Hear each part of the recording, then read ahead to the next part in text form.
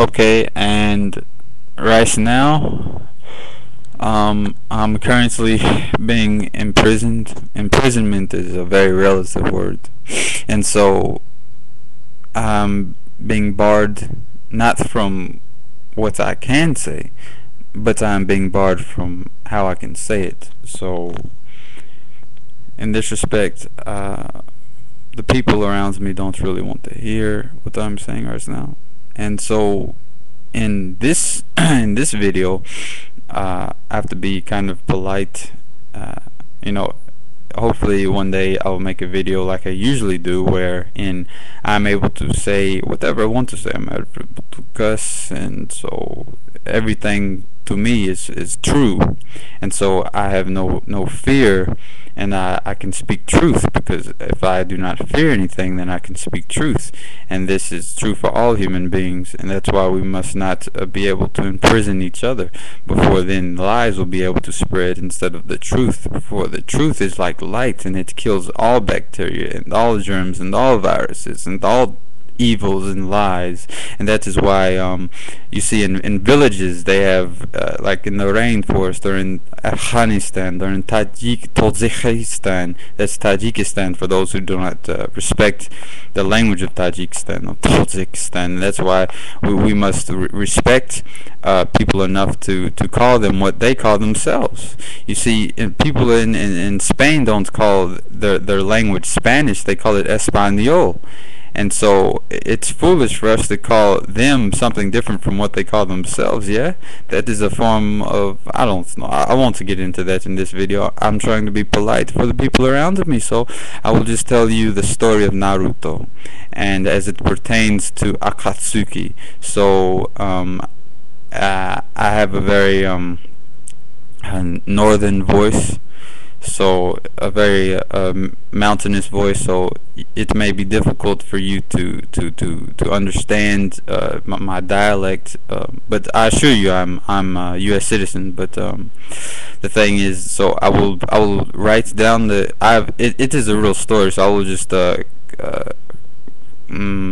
copy and paste the story of Naruto onto the comments, so that you will be able to read it for yourself, because you can hear it out of my mouth in this video, but also you should read it on the comments, so you can read it aloud to yourself, or in your head, so you can hear it out of your mouth. You see, when you see things through my eyes, I don't just want you to see them through my eyes. I will give you the evidence, the facts, so that you can see them through your eyes then, yeah? Anyway, so I will make this a quick, and it's not a long story, but in the form of 10 minutes, I'll have to talk really fast, so I will be reading straight from the words of the story. So and it is a real story, so you should I guess, what should I say, read the comments, read in the comments box what I've written, and you will read the story of story of Naruto yourself, and it will be clearly for you, because you will be seeing it word for word. And so look at the comments in the comments box for the description. Look at the description. I mean, anyway, I'll get started, and I will just end it abruptly once I'm finished reading it to you, and so you can read it for yourself. The story of Naruto says that a boy called Pein, it's P-E-I-N, Pein. The story of Naruto says that a boy called Pein has the eyes of the sage, meaning that he has greater heart than the average person. His will was to protect the ones around him from death. His parents were killed for no reason by soldiers of war that shot first and asked questions later. He faced death of those around him time and time again at the hands of the governments that resided over his country. Countries are mere prisons. He started a rebellion.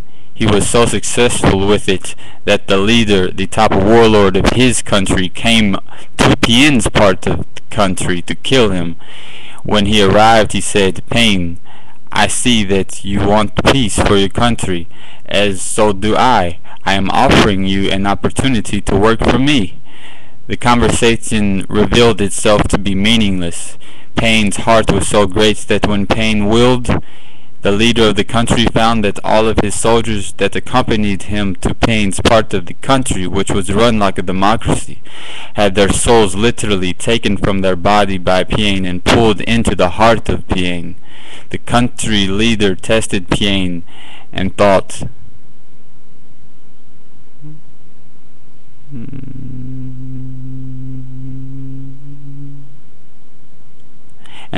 that he might lose his life trying to kill Pein, so he left the position of leader of the country.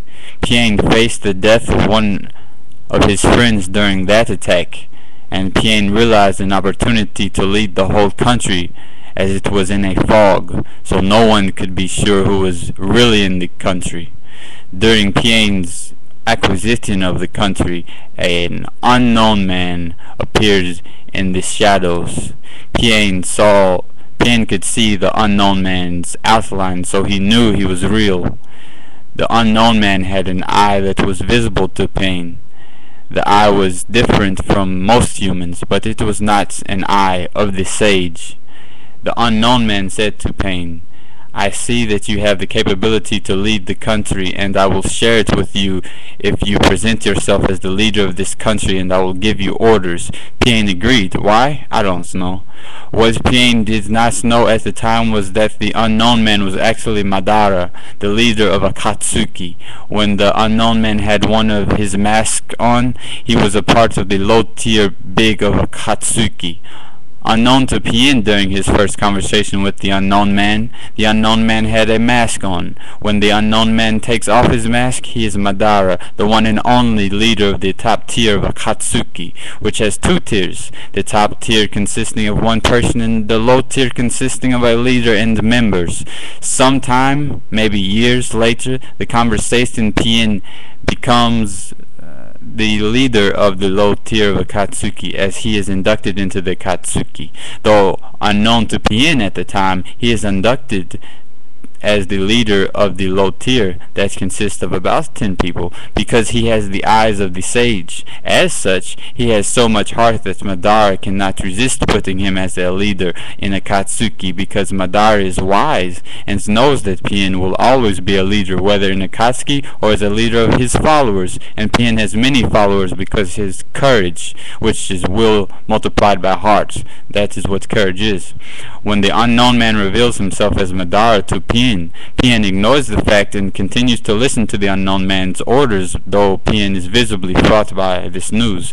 Madara has one ambition: to control the world and the universe and all that he sees.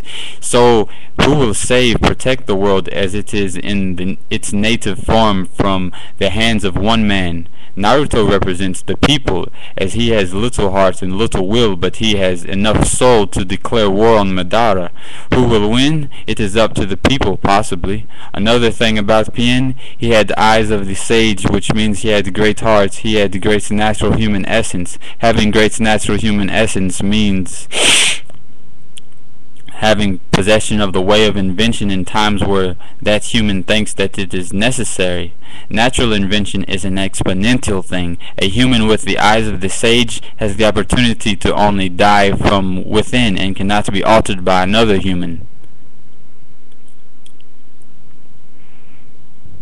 A human with the eyes of the sage is most human, honing the senses that he has seemingly exponentially and seemingly constantly, seemingly in the eyes of a human.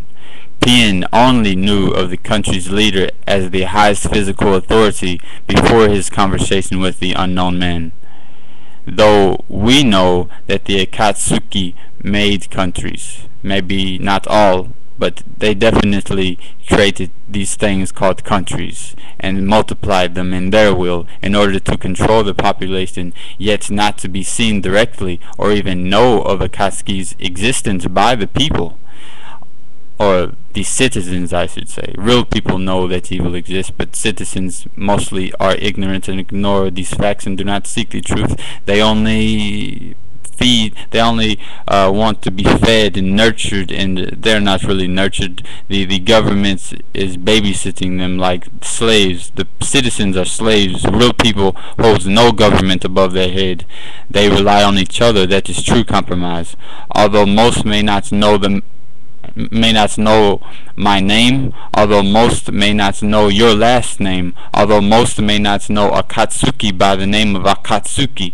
They are referring to Akatsuki when they say things like, take the power out of the hands of a few.